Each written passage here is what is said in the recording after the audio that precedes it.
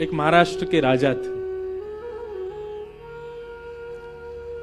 उन राजा का एक ही बात उसके मन में चलती थी कि मेरे नगर में कोई साधु आ जाए, मेरे नगर में कोई संत आ जाए, मेरे नगर में कोई भक्त आ जाए। ऐसी कृपा हुई, अयोध्या से कुछ लोग पंढरपुर दर्शन करने जा रहे थे और उन महात्मा के उन राजा के नगर में आ गए। नगर से होके पंढरपुर का रास्ता था। अयोध्या से संतों की टोली आई। रात में राजा ने खूब सुंदर उनका स्वागत किया, सबके लिए बढ़िया शिविर बनवाए, बढ़िया सबके लिए भोजन की व्यवस्था करी। सब साधु महात्मा बड़े प्रसन्न हो गए, बोले वाह भैया राजा, तेने तो हमारो दिल जीत लिया, क्या सुंदर व्यवस्था की, सब संतों के सबके चरण धोए, सबको माला पहनाई, प्रसाद पवाया, सोने की उत्तम व्यवस्था। और राजा रात में सोने अपने महल में नहीं गया, वहीं बैठा शिविर के बाहर ही पूरे परिवार सहित कि कोई संत कोई आज्ञा कर दें सेवा के लिए, हम उनकी सेवा करें।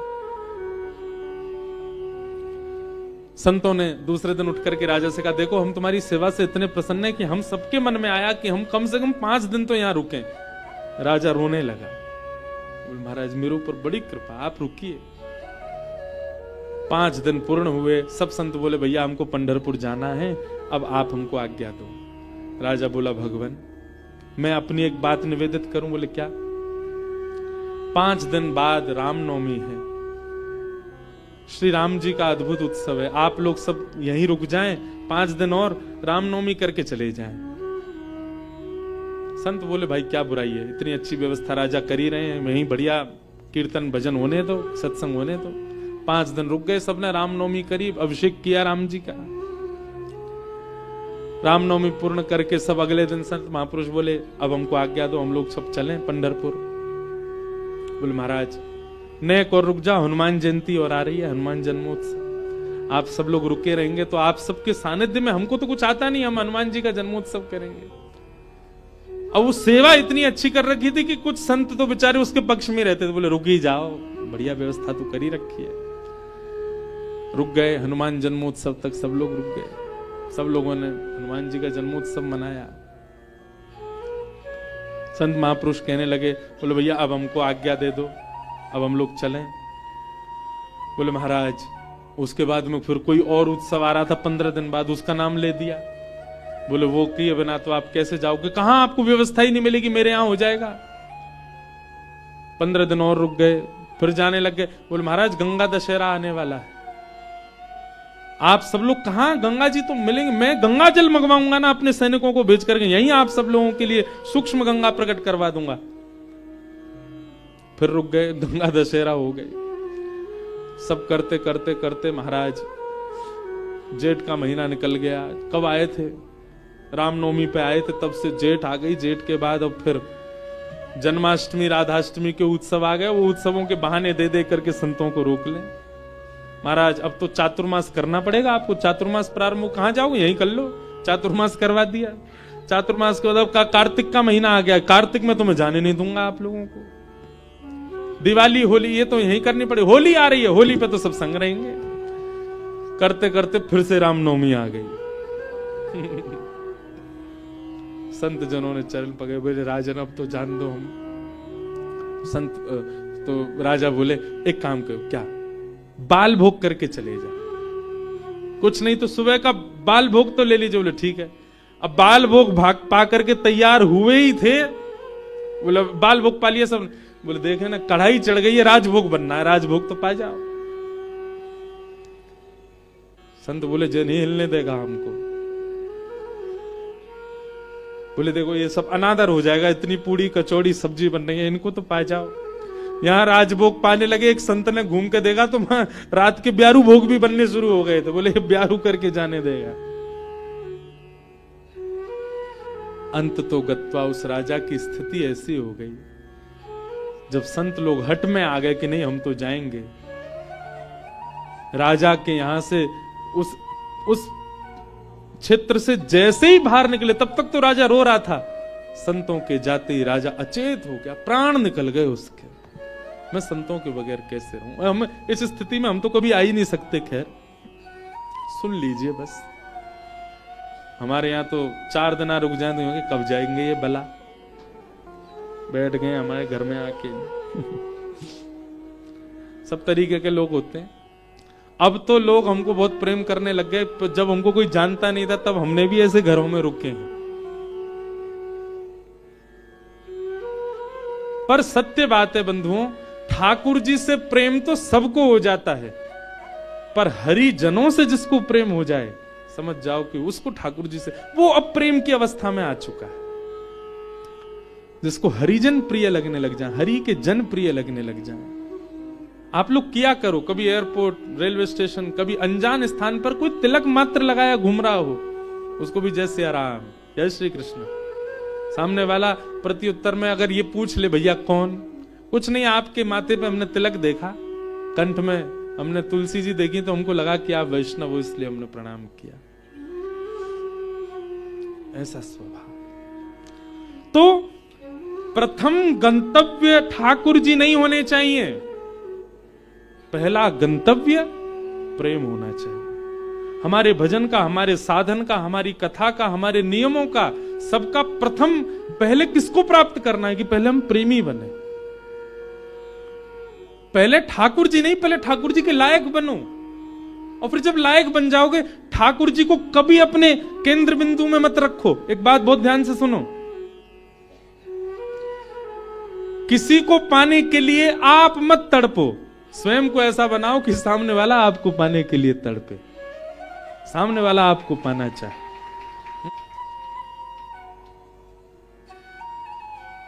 पिक्चरों में ऐसे दिखाते हैं ना कि कोई प्रेम करता था किसी कन्या से, और उसको सीधे तो पा नहीं पाया, तो खुद इतना बढ़िया पढ़ लिख करके बड़ा मजिस्ट्रेट बन गया महाराज, आगे पुलिस पीछे पुलिस, अब वो छोरी डोल रही है वाकू पावे को, इससे मेरा ब्याह हो। ठीक वैसे ही ये बात शास्त्रीय है कि ठाकुर जी को पाने के लिए आप केंद्र बिंदु ठाकुर जी को मत रखो चित्त में कि उनको मुझे प्राप्त करना है। ठाकुर जी को जो जो प्रिय है वो सारे गुण मेरे भीतर आ जाएं, ताकि ठाकुर जी को मैं प्रिय लगूं। आप पीछे मत पड़ो उनके, स्वयं को ऐसा बनाओ कि ठाकुर जी पीछे पड़े आपके।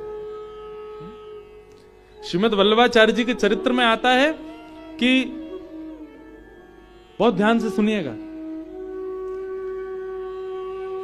श्रीनाथ जी जब प्रकट हुए ना, तो पहले श्रीनाथ जी की भुजा प्रकट हुई, और भुजा प्रकट होने के बाद में सद्दू पानी की गैया रोज जाती थी, अपना संपूर्ण दुग्ध वहीं बहा करके आ जाती थी। तो सद्दू पानी ने देखा मेरी गैया कहां जाती है, जाकर के देखा तो गिरिराज शिला में केवल भुजा निकली हुई है। सद्दू पानी ने जब पूरा बाहर निकाला तो श्रीनाथ जी प्रकट हो गए इसी कलिकाल में।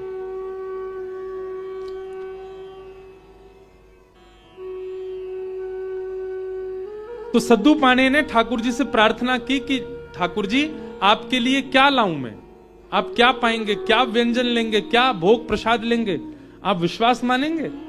हमारे श्री जी बाबा श्रीनाथ जी उन्होंने कहा, बोले हे सद्दू पाने, जब तक मेरे श्रीमद् वल्लभाचार्य जी नहीं आएंगे तब तक मैं केवल दूध पीऊंगा। ठाकुर जी ने पयोव्रत किया। भक्त भगवान के लिए व्रत करता है, पर ठाकुर जी ने व्रत किया कि जब तक वल्लभाचार्य जी नहीं आएंगे मैं केवल दूध पीऊंगा। श्रीनाथ जी जो आजकल उदयपुर के पास नाथद द्वार में विराज रहे हैं, जब ये गिरिराज जी में प्रकट हुए तब की लीला है। इस बार हमारे लाल जी का उत्सव नाथ द्वारा में ही है, श्रीनाथ जी में 11 से 17 जनवरी। बाद में एक अजब कुमारी नाम की एक भक्ता हुई थी, उसके लिए ठाकुर जी उदयपुर चले गए, उदयपुर के पास नाथ द्वारा में। प्रकट तो आप गिरिराज जी में ही हुए थे। तो ठाकुर जी कितने वर्षों तक केवल दूध पी करके रहे। एक दिन अपनी समस्त शिष्य मंडलियों के साथ श्रीमद् वल्लभाचार्य जी महाराज जब गोवर्धन पधारे, पूरे ब्रज में हल्ला हो गया, कोई बहुत बड़े आचार्य आए हैं। बोले नाम क्या? बोले वल्लभाचार्य। जब ये नाम सद्दू पाणे के कान में पड़ा, ब्रजवासी सद्दू पाणे